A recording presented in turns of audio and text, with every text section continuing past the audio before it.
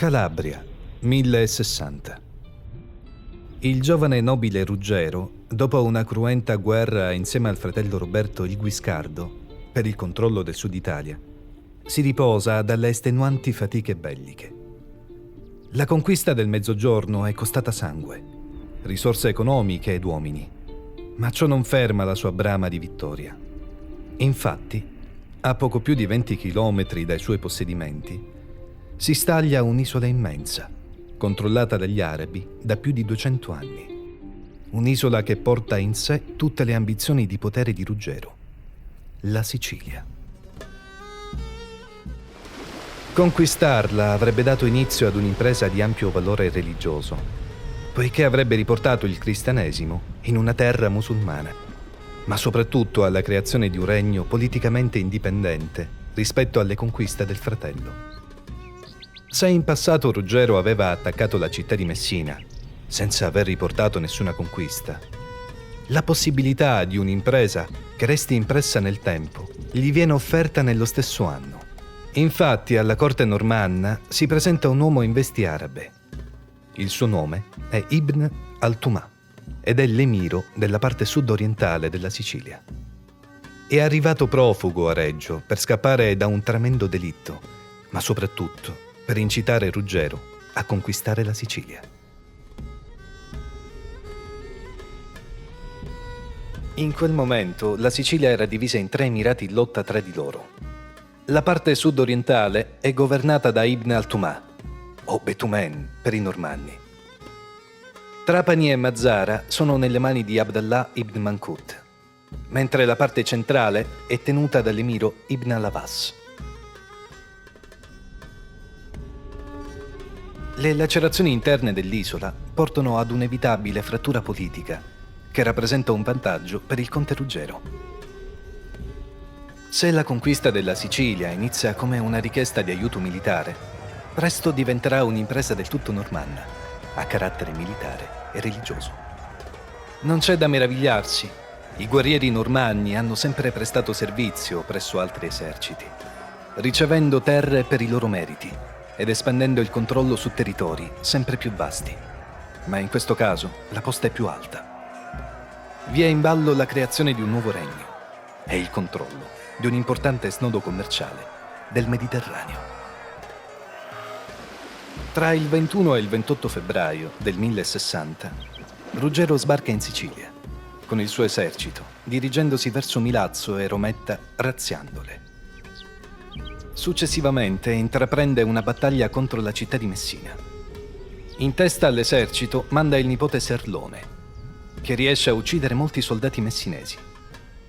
Per evitare l'organizzazione di una difesa più massiccia, Ruggero riparte verso Reggio per dare un nuovo assetto al proprio esercito. Ma la situazione si fa più complicata. In breve tempo lo stretto di Sicilia viene invaso da navi arabe che ne impediscono la traversata. L'approdo in terra sicula diviene impossibile, ma Ruggero organizza un piano d'attacco che possa prendere alla sprovvista gli arabi. Mentre le navi del fratello Roberto sarebbero rimaste in bella mostra di fronte alle imbarcazioni arabe, Ruggero avrebbe tentato uno sbarco notturno presso un territorio più a sud della città, attaccando alle spalle dell'esercito via terra. È il 1061 quando Messina cade. I normanni entrano vittoriosi in città, mentre gli abitanti cercano riparo scappando. Si racconta che una giovane donna araba, a cui erano mancate le forze durante la fuga, sia stata uccisa dal fratello per evitare che fosse stata presa e violata dai normanni. Per 8 giorni Messina viene fortificata. Successivamente Ruggero decide di spostarsi verso il cuore della Sicilia, dove era radunata la compagine delle forze arabe.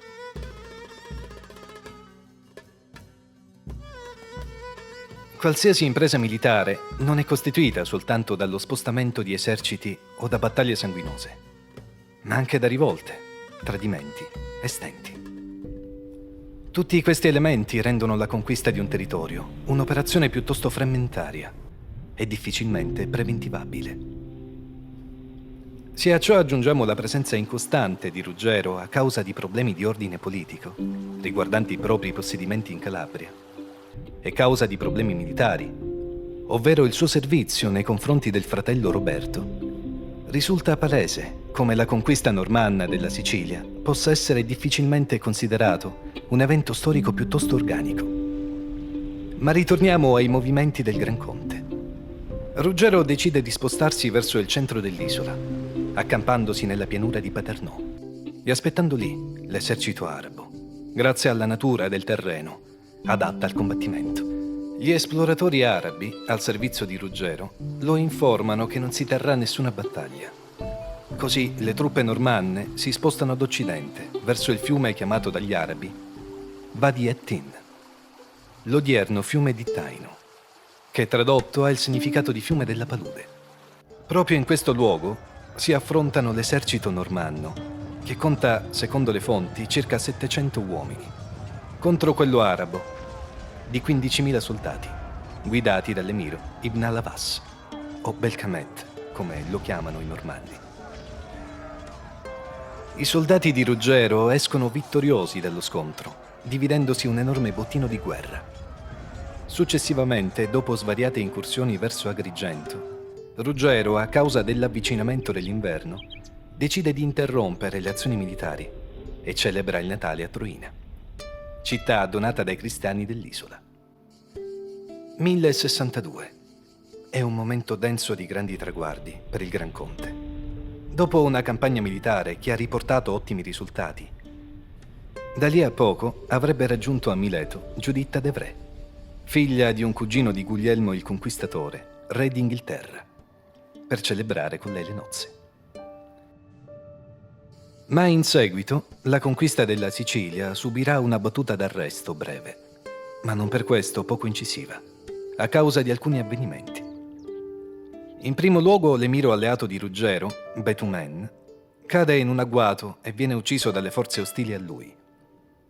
Successivamente Ruggero è costretto a ritornare in Calabria per redimersi da alcune questioni politiche nate tra lui ed il fratello. Ma l'evento più importante è rappresentato dall'assedio di Troina, per mano dei Greci, durante una temporanea assenza del conte, nel 1062. I normanni, dall'ultimo dei servi a Ruggero, sono costretti a vivere nell'indigenza per molto tempo. Riporta il cronista Malaterra. I nostri si nascondevano l'un l'altro la propria debilitazione, per non scoraggiarsi a vicenda. Anzi, cercavano di ostentare una certa serenità nel volto. Ma se la giovane contessa riusciva a placare la sete con l'acqua, riusciva a placare la fame solo piangendo o dormendo. Solo grazie ad un intervento militare, che consisteva nell'assalto a sorpresa delle forze ribelli, Ruggero riprende il controllo della città e decide che tutti i complici vengano impiccati, insieme a colui che aveva guidato la sommossa, Porino.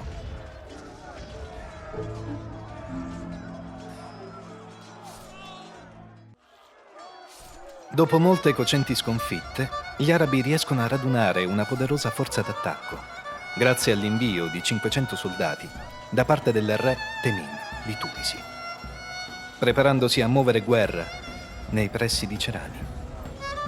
Siamo nel 1063. Per circa 3 giorni gli eserciti si controllano a vicenda, fino a quando Ruggero rompe gli indugi e manda il nipote Serlone con 36 soldati. Successivamente lo avrebbe raggiunto con le forze rimanenti, che constano di 100 unità. Serlone riesce a sconfiggere una parte dell'esercito arabo, ma poiché le forze sono impari e non favorevoli ai normanni, alcuni soldati cercano di convincere Ruggero a non attaccare con le forze rimanenti. Il Gran Conte incita i suoi con un appassionante discorso. Animatevi, o fortissimi soldati dell'esercito di Cristo. Freggiamoci tutti del nome di Cristo. Ognuno lasci il vessillo solo se è ferito.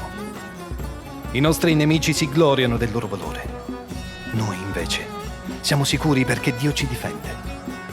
È empio credere che Dio che ci guida non possa essere davanti a noi. Gedeone, che non ha dubitato dell'aiuto di Dio, abbatté con pochi uomini, migliaia di nemici. Secondo quanto riporta Malaterra, monaco e scrittore della conquista normanna, tra i soldati apparve un cavaliere con armi splendenti, brandendo un vessillo bianco con sopra una croce luminosa. I soldati lo riconoscono come San Giorgio. La battaglia ha inizio. Il conte uccide il Caid di Palermo, mentre gli altri si scontrano contro l'esercito nemico, uccidendo 15.000 soldati arabi. Ruggero vince la battaglia. Conquista un ricco bottino e manda in dono 4 cammelli presi al nemico, a Papa Alessandro II, come riconoscenza verso Dio e San Pietro. Il pontefice, come risposta, invia la sua benedizione e il proprio vessillo, esortando il conte a completare la sua impresa. L'esercito di Ruggero continua a riportare innumerevoli vittorie in terra siciliana. 3 anni dopo la battaglia di Cerami, sconfigge i Saraceni presso Misilmeri, mentre nel 1071, grazie all'aiuto del fratello Roberto, attacca la città di Palermo, orchestrando una duplice offensiva con la flotta e la fanteria.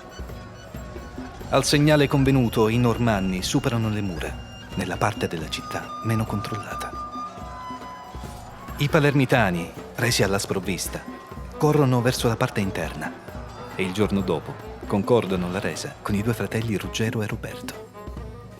L'ascesa militare normanna e le vittorie del Gran Conte sembrano non avere freni. Ma la vita di Ruggero subirà presto un grave dolore.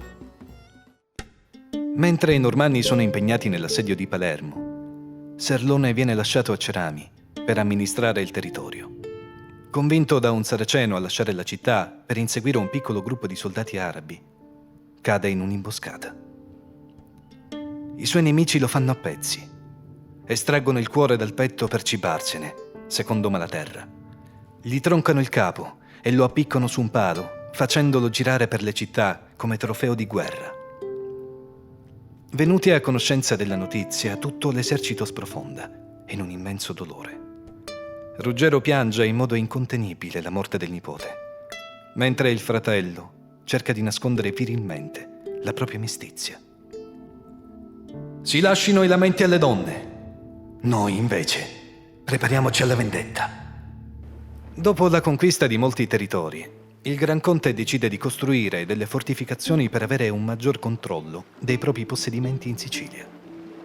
Così, nel 1073, fa edificare diverse costruzioni difensive a Mazzara, a Messina e a Calacibetta, mentre munisce il territorio etneo di un castello presso Paternò per poter controllare la città di Catania.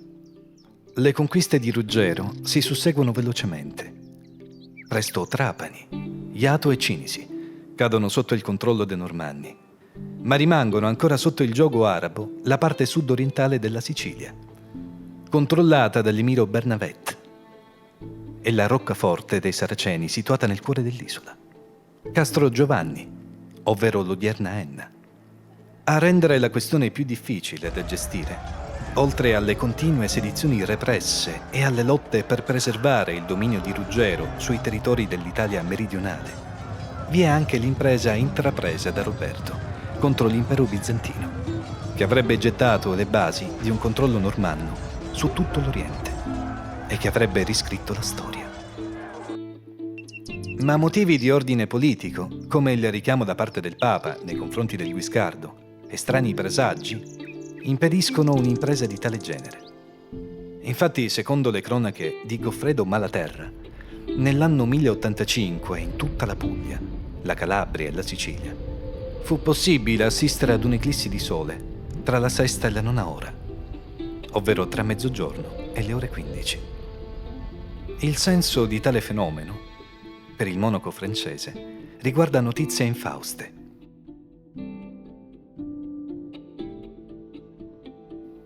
Alla fine dello stesso anno muoiono 3 grandi personalità dell'epoca: Papa Gregorio VII, il re d'Inghilterra, Guglielmo il Conquistatore, e il fratello di Ruggero, Roberto il Guiscardo.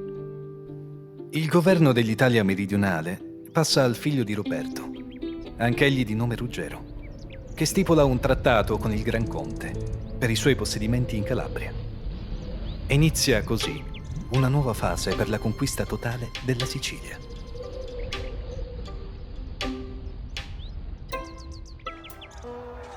Pur restando in netta minoranza, le forze arabe comandate dall'emiro di Siracusa Bernavetta decidono di sferrare degli attacchi nei confronti di Ruggero, che possono destabilizzare il suo controllo. Dopo aver preparato una flotta, Bernavetta saccheggia diverse chiese nei territori calabresi, sottoposti al dominio del Gran Conte. Deporta le monache dell'abbazia di Rocca dell'Asino e decide di violentarle ignobilmente. Di fronte a tale misfatto, Ruggero decide di scagliare una violenta controffensiva a danni dell'emiro, dirigendo le navi normanne verso Siracusa.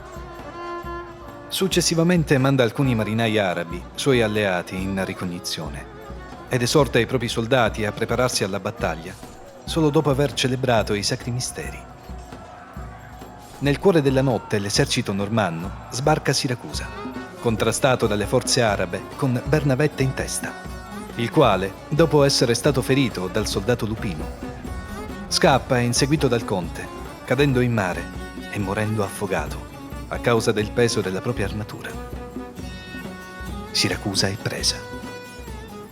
L'ultimo territorio da conquistare rimane quello di Enna, comandato dall'emiro Ibn Hamud. Nel 1086 Ruggero riesce a circondare i domini arabi, attaccando città importanti come Sant'Angelo Muxaro, Naro, Licata e Caltanissetta, toponimo che significa castello delle donne. Per l'ultimo emiro siciliano è quasi impossibile tenere i propri possedimenti. Così, spinto dalla situazione militare e ispirato nel suo cuore dalla conversione alla fede, secondo le fonti normanne, Ibn Hamud decide di concordare con il conte il giorno in cui egli avrebbe lasciato la città, facendo entrare le forze normanne. Così cade l'ultima fortezza araba della Sicilia e il conte Ruggero riesce ad avere il controllo sull'intera isola. Alla vittoria militare dei Normanni si affianca un lieto evento per la futura dinastia dei regnanti di Sicilia. Tra il 1087 e il 1089, dopo la morte della seconda moglie, Eremburga, Ruggero decide di prendere in sposa Adelasia del Vasto. Il matrimonio, celebrato a Mileto, darà inizio ad un importante flusso migratorio di conterranei di Adelasia verso la Sicilia, testimoniato ancora oggi dalla presenza dei dialetti gallo-italici presenti nell'isola come quelli di San Fratello, Montalbano e Licona e in minima parte quello di Paternò. Inoltre, dalle nozze dei due nobili nascerà l'erede del Gran Conte e futuro re di Sicilia, re Ruggero II.